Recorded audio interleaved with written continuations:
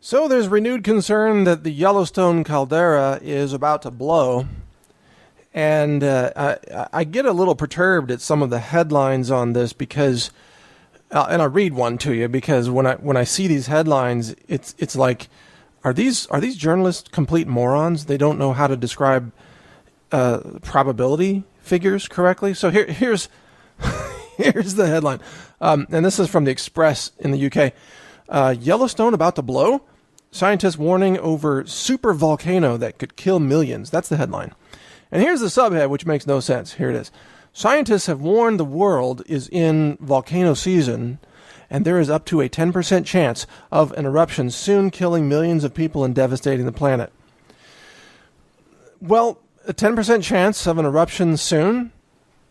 Okay, first of all, when you're talking about geological events and you're using statistics like a 10% chance or a 20% chance or whatever, a percentage makes no sense without a time frame.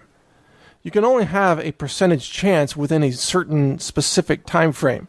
For example, you could say, oh, there's a 1% chance maybe this year, or a 1% chance in any given year. For example, when we're talking about solar flares, often you'll see experts talk about, well, the risk of having a catastrophic solar flare that could take down the power grid is about 12% every decade, for example. I think that's actually a correct number. It's very close to that. It's about, I remember it's roughly about 1% every year of a catastrophic solar flare. But this headline that says, oh, there's a 10% chance of an eruption soon killing millions of people, it's meaningless. It's numerically meaningless, scientifically meaningless, because it doesn't give a duration.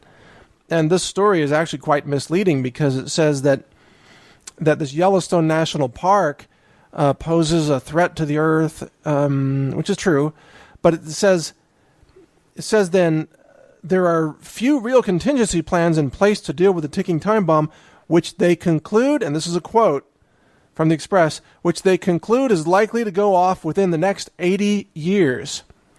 All right, now that's just complete BS. I'm sorry. I mean, I'm the first to try to warn people about legitimate threats that, of things that are happening, a financial collapse or solar flares or what have you. But to say that the Yellowstone caldera is going to explode in the next 80 years is just complete nonsense. And how do I know? Well, because actually that caldera explodes about once every 600,000 years. Unless you have some astonishing evidence that shows it's about to erupt right now, which they don't, then you can't really take a 600,000 year window and say that it's gonna happen in the next 80 years. That's far too narrow for an event on this geological timescale of 600,000 years. Now, granted, the explosion of Yellowstone is kind of, quote, late on this timescale. It typically throughout history has exploded every 600,000 years, we're told. And this time it's like 100,000 years overdue. But that doesn't mean it's going to happen in your lifetime or my lifetime or in the next 80 years. You can't derive that from a 600,000 year timeline window. Just scientifically just doesn't add up. Now, the rest of this story is somewhat accurate, that when these calderas blow, and Yellowstone is a very large caldera, it's beyond a supervolcano, actually.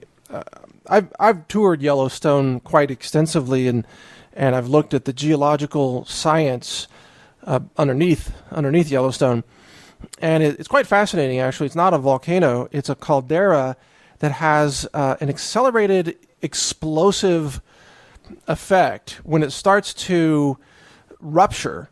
In other words, when the ground above the caldera becomes destabilized enough for it to begin to explode on a small scale, the loss of pressure allows an explosion that is accelerating and throws far more mass into the atmosphere than any normal volcano, like, for example, Mount St. Helens, which happened, I believe, in the 1980s. Was that the 1980s? Yeah, I think it was, in Washington State.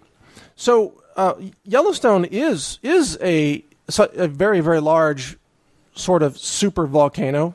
Again, larger than a volcano. It's a caldera that's going to blow at some point. And when it does, it will have a massive devastating effect across the world. So let me talk about that for a minute, because that part of the story is true. It's just that the chance of this happening in the next 80 years is probably so minimal that it's not even really worth being bothered about, unless we get new information that there's new rumblings, new earthquakes at Yellowstone that are unusually severe, for example. And there's a lot of earthquake monitoring and geological surveys going on in and around Yellowstone for this reason. But if Yellowstone were to blow, it would blanket at least a third of North America in ash. I'm talking about a massive, almost like a nuclear winter type of environment, where the skies, at least in the northern hemisphere, all around the planet, and to some extent the southern hemisphere, would be darkened for at least a year. We're talking about an absolute collapse in global food production, followed by the mass starvation of humanity. Yes, it's that bad. If Yellowstone really were to blow, it would wipe out perhaps 80% of the current human population. It's a global killer event, okay? It's worse than being hit by an asteroid, unless the asteroid is so large, like the one that took out the dinosaurs 65 million years ago, I believe it was. Unless, I'm talking about a smaller asteroid that hits the ocean, for example, and might create tidal waves that destroy human cities. Even that wouldn't be as large as the total destruction and wipeout caused by Yellowstone erupting. And if you've never been to Yellowstone, that place is just a death trap everywhere. I've actually rented snowmobiles and with some friends, and we went cruising through Yellowstone on snowmobiles in the winter. They're driving around bison all the time, and you're driving around this hot, steaming pools that you don't want to drive into, obviously, because you'll be roasted. And there's wolves out there that they actually reintroduced, I think, back in the 90s. It's a death zone, basically. But it's also fascinating. There's a lot of fascinating geology happening. Of course, you have Old Faithful, which isn't as faithful as you think. Sometimes it's late. Sometimes it's early. But anyway, you have pools of water that look completely cold because there's snow all around them. But if you touch it, it's actually almost boiling temperature. If you jump in, you'll die. So Yellowstone is a fascinating place, but it is a place where the magma, the hot magma from inside the earth, is very, very close to the surface of the earth. It's sort of a thin point of the earth's crust at that location. Now, except for all of you who are flat earthers out there, I gotta say, if you think the earth is flat, then none of this applies to you. But for the rest of us who realize the earth is a sphere, you have magma in the earth that is heated, that's very, very hot, which is where volcanoes come from and why the Hawaiian Islands exist and so on. Plate tectonics, obviously the movement of the plates over the hot spots, which is why you have a series of islands, Kauai, the Big Island. What are the other islands out there? I don't know all the islands. I'm sorry. In Hawaii, but that's why you have a chain of islands. Oahu, is that one of the islands? Yeah, I think it is. Anyway, sorry, I don't mean to diss people who live in Hawaii. It's a wonderful place. I'm just not that familiar with the geography there. I do know that all the islands are contaminated with Monsanto's GMOs.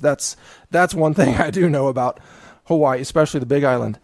But yeah, Kauai, right? The Garden Island. That's another one. So anyway, okay. But moving on. Yellowstone is not going to blow next week. All right. So on your list of things to be worried about, there are legitimate things like the risk of a cyber attack taking down the power grid, causing a grid down scenario, or the risk, that just happened in the Ukraine, by the way. Malicious code took out the regional power grid, dropped power to 700,000 homes. Another thing is, EMP weapon detonation from North Korea. They now claim to have successfully tested a hydrogen bomb, which means they can put it on the top of an ICBM. They can launch it in a high altitude above North America, detonate it, cause a cascading voltage wave, in essence, to sweep through the United States and destroy all the electronics and take down the ATMs and the cash machines, which would, of course, well, if it took out iPhones and people couldn't access Facebook and Twitter, there would be a zombie holocaust, is really bad. So there are legitimate things to be worried about: financial collapse, global debt, pyramid imploding, and things like that. But Yellowstone, I would not put that high on my list of things that are likely to happen in your lifetime. Financial collapse should be very, very high on that list. Social chaos stemming from that, and so on. War with Russia or China or cyber attacks, EMP weapons, even a solar flare is far more likely than Yellowstone blowing. Far more likely. So if you're a prepper like I am, it's important to actually have some kind of a scientific understanding of statistics and probability and fundamental mathematics. And if you do the math on Yellowstone, it blows every 600,000 years. The span of a human lifetime is really not much to be worried about that it's going to blow during your life. There are other things that are far more worrisome and far more likely to take place. So I think this article in the Express is very irresponsible to say it's likely to blow in the next 80 years. That's complete nonsense. They're essentially just making that up. Not even true. And then they have another sentence. They say there are already fears that Yellowstone could blow any time within the next 70 years on a scale that would wipe out the western USA and affect the course of global history. Well, they just don't have any evidence of why it would blow now. Yeah, it's going to blow someday, but probably not in our lifetimes. All right, just put it that way. Thanks for listening. Catch my other podcasts at healthrangerreport.com.